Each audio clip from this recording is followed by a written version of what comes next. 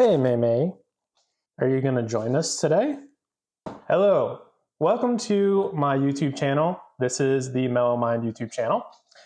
I also do have a video game streaming, all those kind of things, YouTube channel called Mellow Neighbor.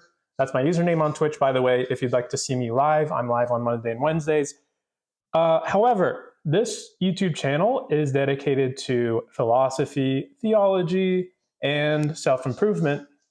I've tried to cross-pollinate these channels and these ideas, and she is just walking all over the floor, making the audio sound worse.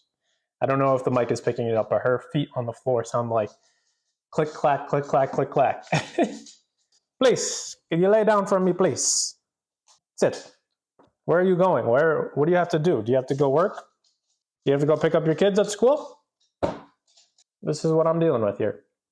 Anyways, so this is going to be my first official upload. I'm trying a new format, which is more like vlog style, I guess. Recently just picked up this book from the library. Shout out to the San Antonio Library, by the way. Very, very amazing resource there. If you're in any city in America, essentially, that has a library network, please check it out. I highly encourage it. I don't know why it took me 2 years to live here to finally get a library card. This has been one of the best things that I've done in a while, which is to get a library card. I now have access to thousands of books and resources, whereas before, going to Barnes & Noble and spending a bunch of money and having them sit on a bookshelf after I'm done.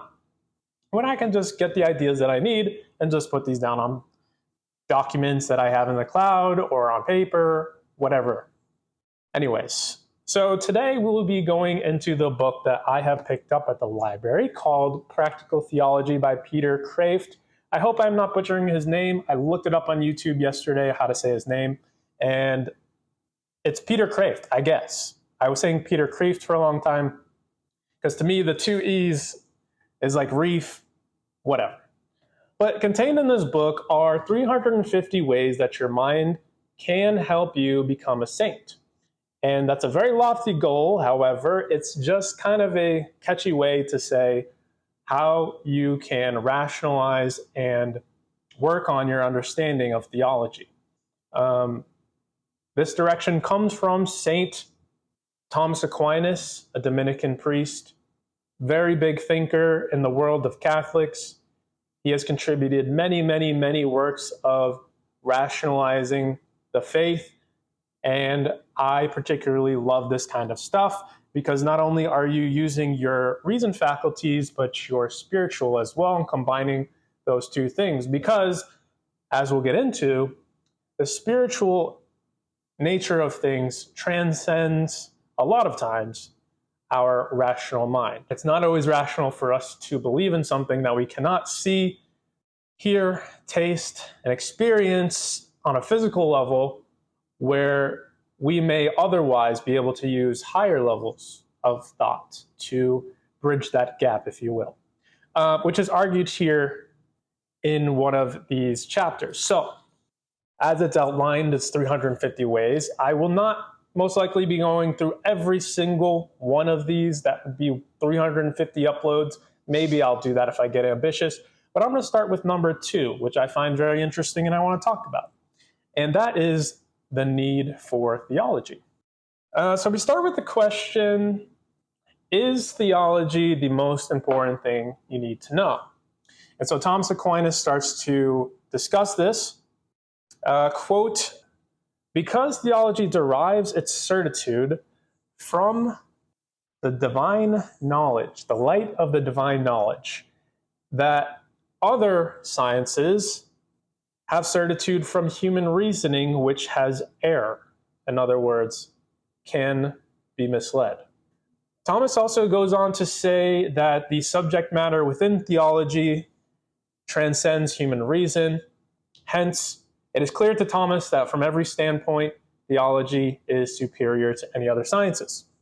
We also get commentary in this book, which will be kind of the main focus. If you do pick up this book, by the way, that's kind of the format. Thomas Aquinas gives his.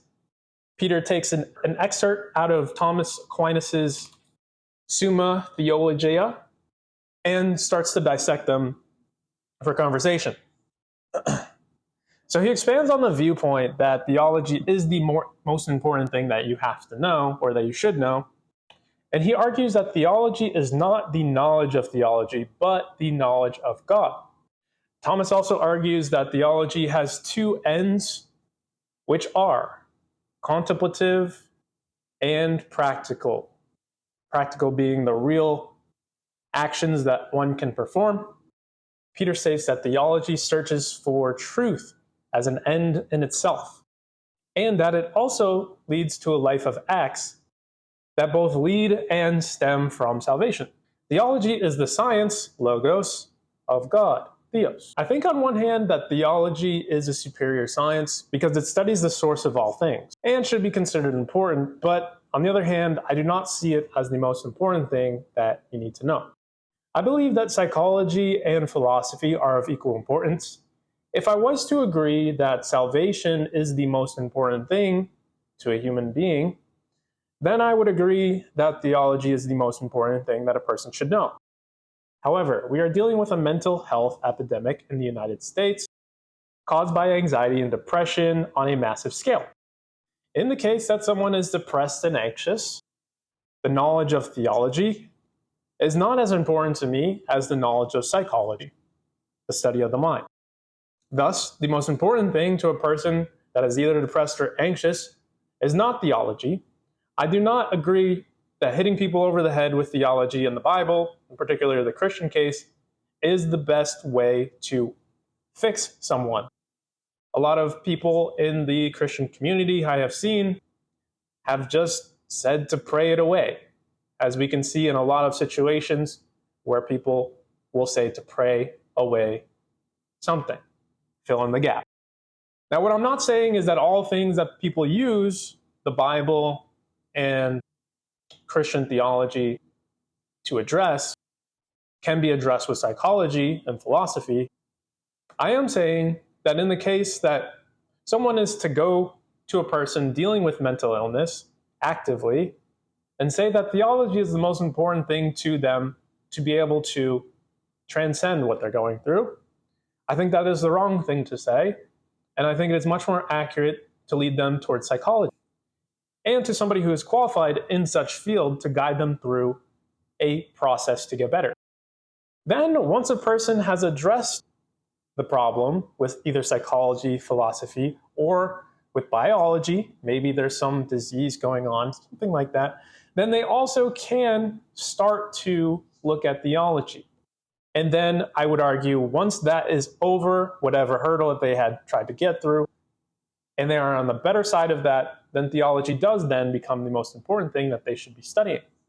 So, on one hand, I do agree that theology is very important and very critical to someone's self-development and the ability to become a more rational human being, because I hold true that this world, this earth, this universe has a creator, and to live aligned with that creator is the best possible human experience that you can have because we are designed to do so.